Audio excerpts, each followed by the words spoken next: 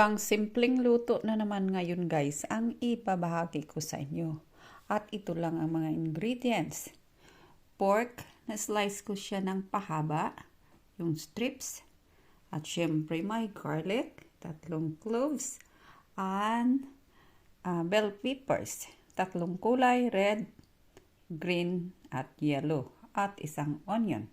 At syempre mayroon tayong black pepper. And then dark sauce. Any brand of dark sauce will do.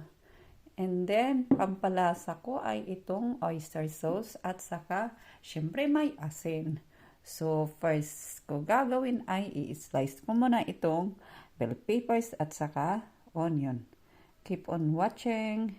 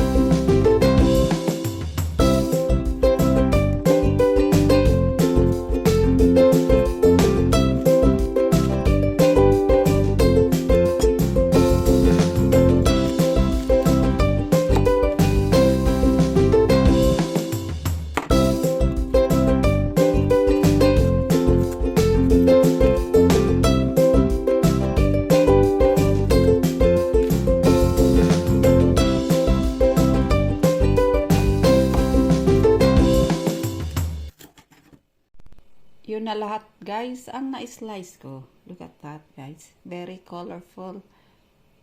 Yan. So, start na tayo ng ating pagluluto.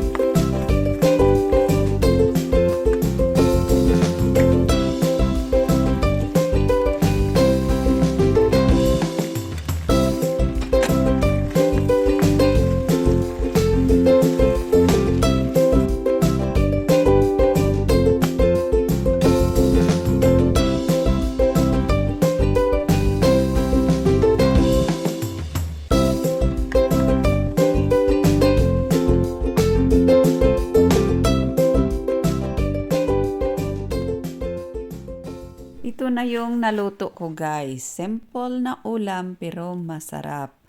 Thanks for watching. Bye-bye.